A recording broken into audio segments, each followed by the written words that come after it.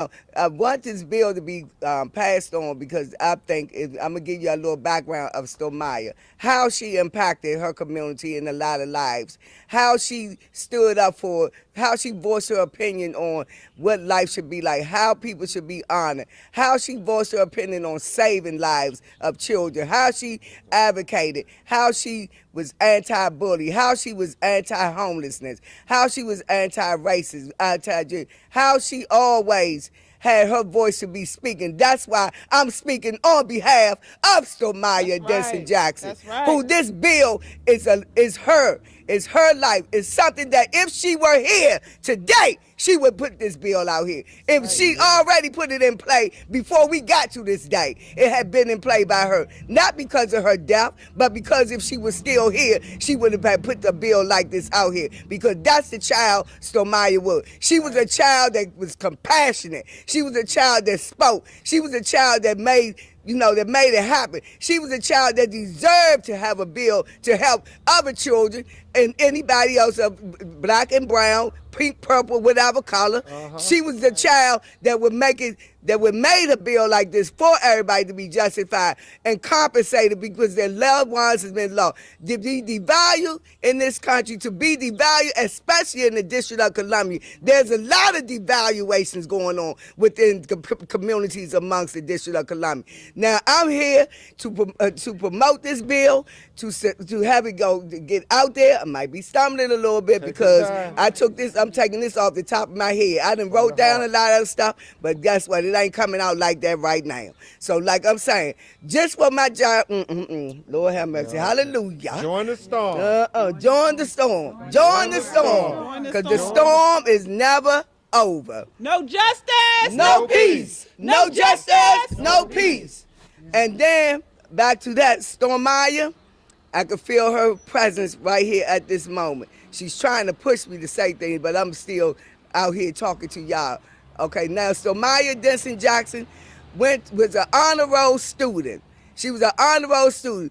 She always come to me and say, Mommy, I'm graduating. When I come out of school, it's going to be the year 2027, and I would be graduating from Howard University, and I would be going to Hollywood, and I would be, and I'm going to try to be a scientist. I want to go to Mars. I want to go this. She wanted to do this. So her life she just had so much to live for, so much that she wanted to do. She was a community, she did Girl Scout meetings. She held girls. She even at the Seed School where her life ended at, she even taught them a lot, taught the students a lot of things in there, how to love themselves, how to pray, how to sing gospel, how to dance, how to do everything. All in all, but how to love themselves and know that they are worth something and worth many things. That they are not just worth nothing because of the color of their skin, the contents of their nature, and because of where they live at, their environment. Storm was once told that she wouldn't amount to nothing because of her address at 2759 Langston Place in Woodland community. The community that she loved most dearly. The community that she fought for. The community that she even died for. She loved that community, her church. She was an outstanding, most dedicated member of Emmanuel Baptist Church in Southeast Washington, D.C. that faced her home on Langston Place in Southeast Washington. She walked to that church starting at the age of 4 years old by herself, looking both ways to cross the street. She walked to that church and she worshiped the Lord. The Lord was her shepherd.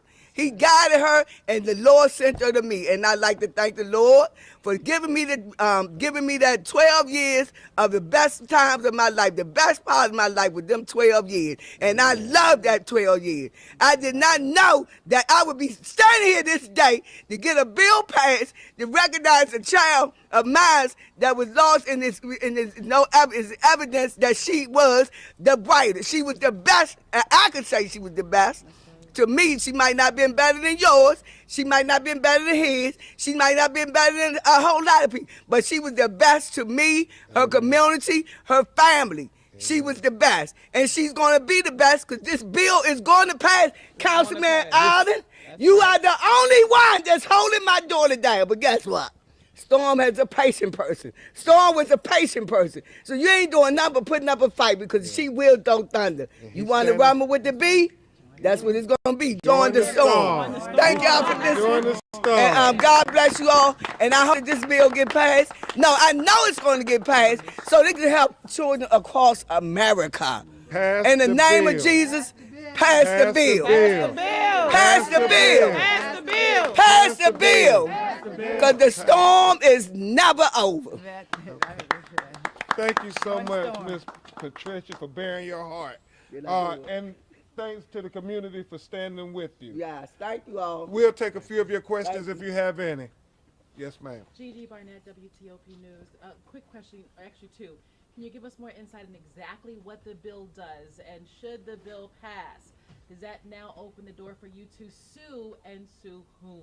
So what the bill does in the District of Columbia, as in across the country, what happens is when you have a wrongful death or even a medical malpractice case, you hire forensic economists that look at the value of the person's life.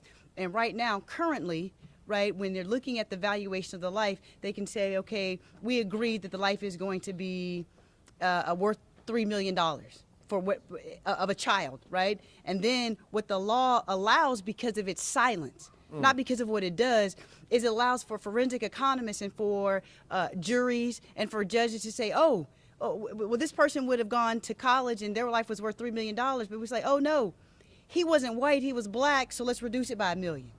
And then they say, oh no, he wasn't black, she was black, so let's reduce it by another $1 million. So then what begins to happen is, when you're looking at the calculation of that damages, a black girl's life is worth less than a white person's life, because that's the way that the formula works. And in California, under the leadership of Bob Johnson, an amazing black forensic economist, what he did is, unanimously in the state of California, he went and told the law that when you calculate it, we're not going to let it be silent, because when it's silent, it hurts black folk. Absolutely. When we're Your silent, silence it is hurts betrayal. us. Right? So what he did is he put into law in California that say, when you are calculating the damages, you cannot discriminate based on gender or race. And what we've done is amended the same, what we've proposed and what Trayon White has proposed to DC is to add the same language that says, when you're calculating the damages, you cannot reduce it because of someone's race, and you cannot reduce it because of someone's gender. What is the problem with saying that? What is the problem with saying that? That's what we're asking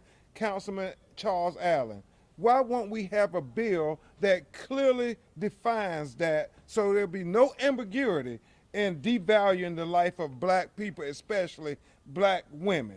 But if it's passed, does that mean you now get to sue the school or whomever? I'm going. When there's a wrongful death, we're going to hold the person accountable regardless. That's right. It doesn't change who we sue or who we go after in a wrongful death matter. What changes is in the calculation of the damages once we're in that suit on how much the life is worth. So it doesn't, and so this doesn't impact tax dollars. We're not asking Charles Allen to add money to spend in the tax dollars, right? This will hold the people accountable for the negligence in that matter. Does that make sense? Did I answer your question? Okay. And the law is applied to everyone. I mean, we don't want white girls valued less than white boys. We don't want black boys valued more than black girls. What we are saying is, just because you're a white boy or man, you shouldn't have double the value of a black or brown woman or girl. That's all we're saying. In 2022, can't we all agree on that? Yes, ma'am. You had a question? Yes, Adisa Hardy-Robinson, ABC News. Just want to make sure my reporter seems to have just... Okay, you want to go on? Yes. Okay. When you approach Councilman Allen and you say, why aren't you passing this bill? His common reply is what? I'm going to. Basically, basically, right? Like, council member, why haven't you moved the bill? So understand, the bill was presented. We had a public hearing, right? The next step in the legislative process is for him to mark it up and get it prepared for his committee to vote.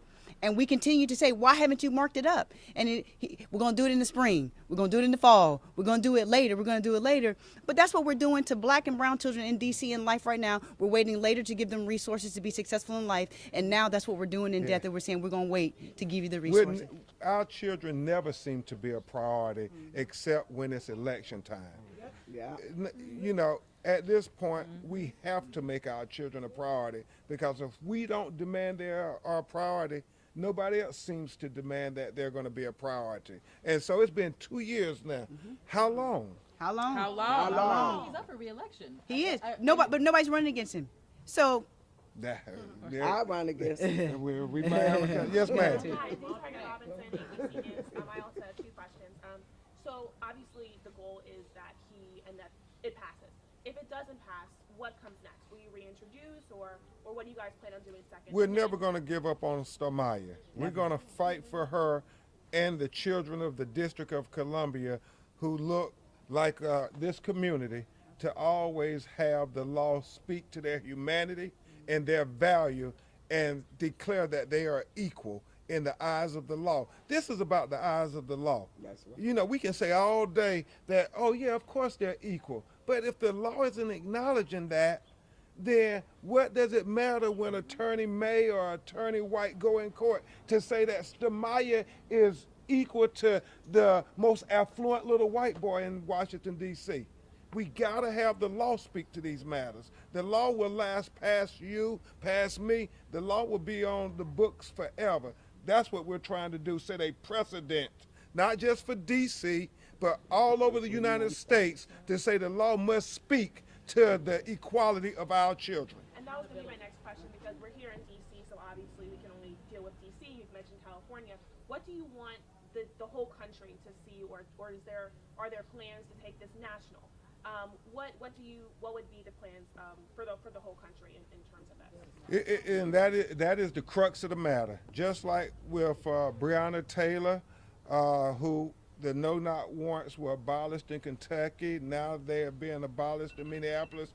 We want to set precedent so we don't have to have our children suffer injustice just to get a reaction from a community. So the prayer is that the Stormiyah Denson-Jackson bill will be the blueprint for Maryland, for Virginia, for New York, for Florida, for Georgia, for Texas, where anywhere there's a little black or brown child that isn't getting recognized by the law, we now can say the Stormiyah Denson-Jackson bill is a precedent for you to follow.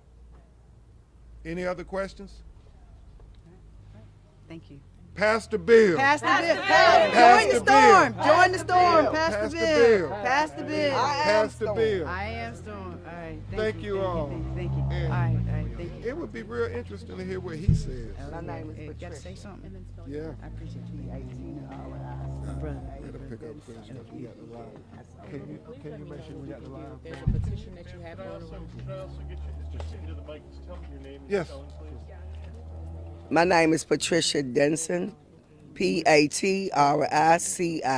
Denson, Denson. And Councilor May, could you do the same? Okay. All right. LaRuby May, LaRuby. Last name, oh, because they talked behind me. Okay. LaRuby May, LaRuby. Last name May, May.